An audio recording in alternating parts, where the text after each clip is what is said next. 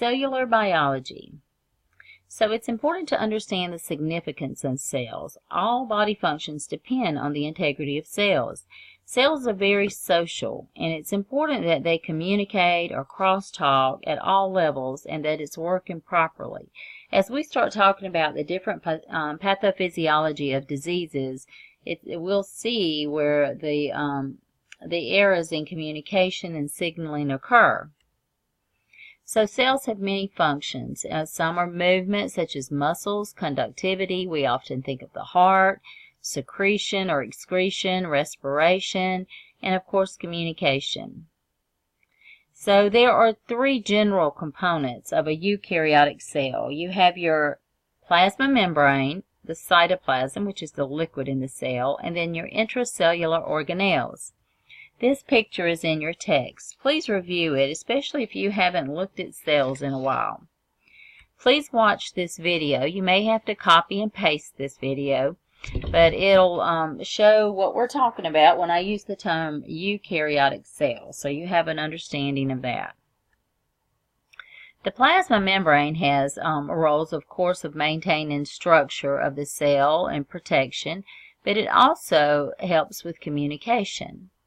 On the cellular membrane, there are receptors, and these receptors are binding sites for either chemicals, or they can be transport channels for electrolytes, enzymes.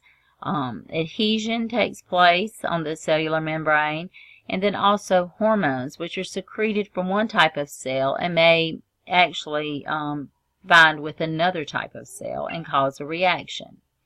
We will use the term ligands. A ligand is a protein molecule on the plasma membrane or in the mucus that is capable of recognizing and binding with a specific receptor on that cell. And so only certain ligands bind to certain receptors. And when they do, they either enter the cell, and then with the help of a second messenger, it either initiates or inhibits a cellular response. So plasma membrane receptors determine which ligands a cell will bind with and how they will react. So there are different receptors for different drugs. On the picture you'll see first you have your hormone, which is the first receptor, and it binds, first messenger, and it binds with the receptor. And then you have your G protein, you have your GTP, and then with adenylate cyclase, and then your cAMP, which is your second messenger, it activates the protein kinase, which then triggers the response of the cell. Like we mentioned, cells actually adhere to each other, so there's some junctions to that. And in your book on page 20, there are desmosomes, which are like bands or belts or button-like that actually forms the structure between cells. Then there are tight junctions that are impermeable, and then in the picture in this slide, there are gap junctions where there's actually little communicating tunnels where ions and small molecules can communicate between cells. Some cells have direct link-up, some have the small gap junctions we just saw. Some respond through hormonal signaling, like we mentioned with that second messenger, when it actually secreted from one type of cell, and then it causes a reaction from a different type of cell. We would think of your hormone, your thyroid hormone secreted by the thyroid gland, but yet it causes a reaction to various cells throughout the body. And those cells have receptors for that type of hormone. You have neurohormonal signaling, your paracrine, which basically there's local chemical mediators that acts on local cells, and autocrines actually self-signaling when cells stimulate their original cell. And then there are neurotransmitters.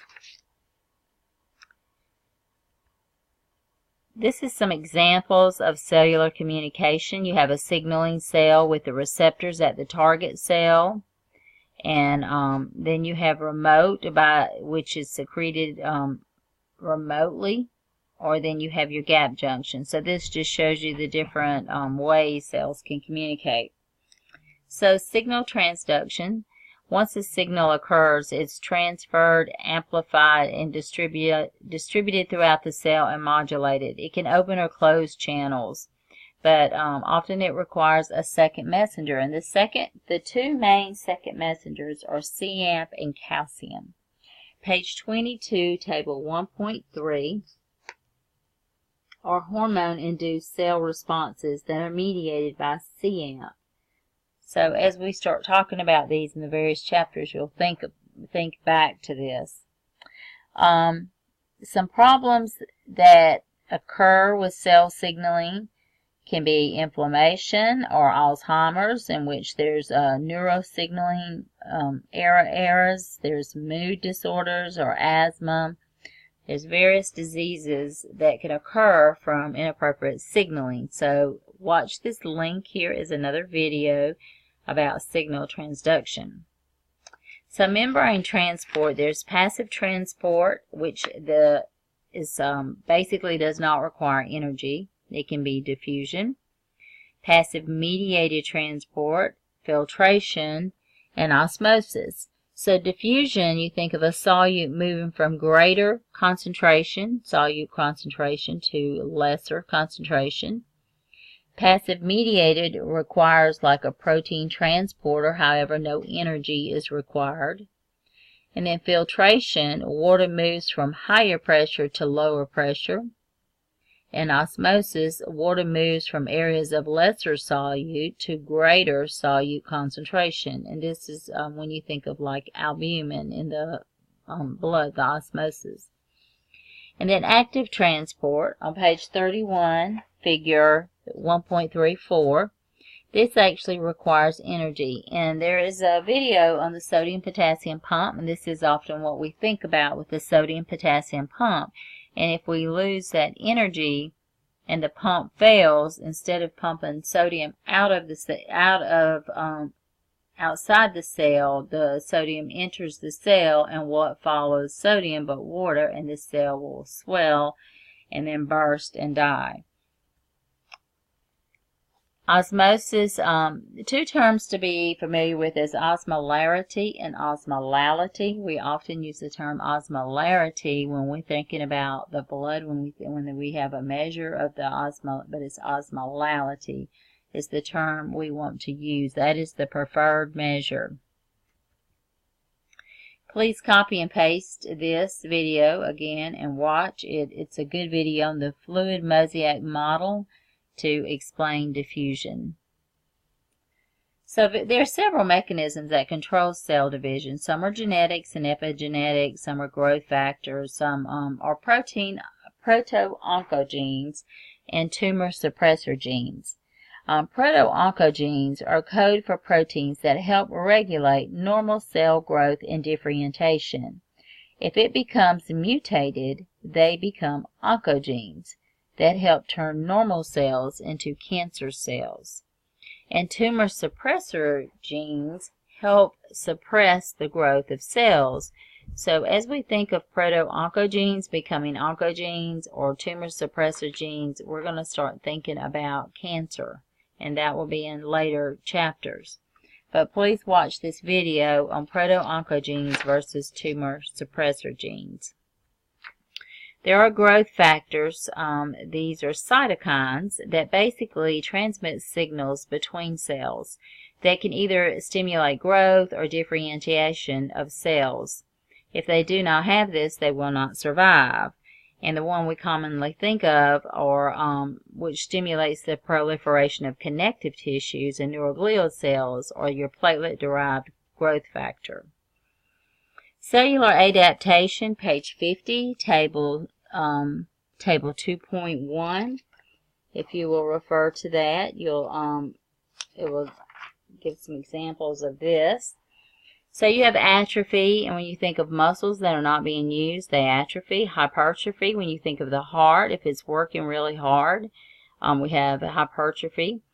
Or hyperplasia, when you think of like a callus, you're rubbing your feet and you have an increased number in these cells.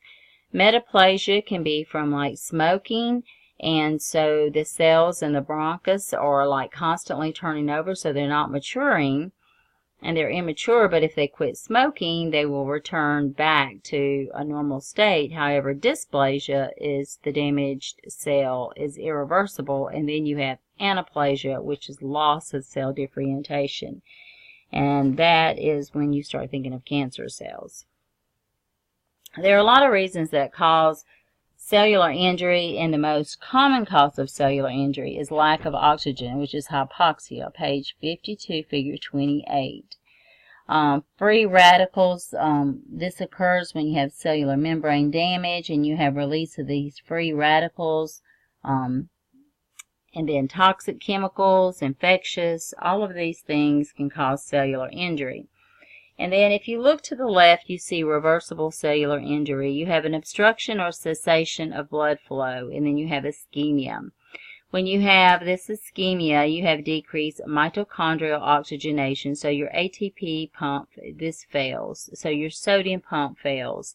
And as I mentioned before, potassium is intracellular, and the majority of your potassium, and then your sodium is extracellular. When your pump fails, your sodium becomes intracellular, and water follows this sodium and causes cellular swelling. You have dilation of your endoplasmic reticulum, detachment of your ribosomes, so therefore you don't have protein synthesis. And then you have this lipid deposition. You also have increased glycolysis because you've lost your ATP pump, and when you have that, you have increased lactate, which you get acidosis. You have chromatin dumping and swelling of your lysosomes. Then up at the top where you have membrane damage, you see the response of that with the increased influx of calcium, and calcium damages the mitochondria, and eventually you have this cellular autodigestion. So, reperfusion injury. If oxygen is restored, this reactive oxygen species can cause cellular membrane damage and calcium overload, which can damage the mitochondria and lead to cellular death. So look at apoptosis and necrosis. When you have a normal cell and you see that this normal apoptosis, how it just kind of breaks off and blebs, and the body just absorbs it. You have this blebbing, whereas you have this autophagic death where it kind of eats itself. But then in necrosis, you have more of an inflammatory response with cell lysis and the release of all of these intracellular components. Click on that link and you will see a video on apoptosis. This slide in here is just to mention ionizing radiation. It is in your book. There is a phase, gap phase, which is prior to mitosis. And this is when the cell is more sensitive to ionized radiation. But cells that are very susceptible, or cells that have rapid turnover, like your GI tract or fetus or your bone marrow cells. So when you think about ordering x-rays or exposing your patient to radiation, you think about the risk versus the reward there. Again, your two types of cellular death. Apoptosis is a programmed cellular death. There is dysregulated apoptosis when it's excessive, and you can see that those disorders can cause that. And then it is a self-destructive recycling center. And then aging. So they're both genetic factors and environmental factors. So epigenetic mechanisms that occur that cause cellular damage. And you can see the various body systems that are affected. There's both a lack of physical activity, nutritional factors, frailty, stress, and increased care needs, admission to the hospital, long-term care. So aging and altered cellular tissue biology. Please make sure to watch the videos in your film, in your PowerPoint. Thank you very much.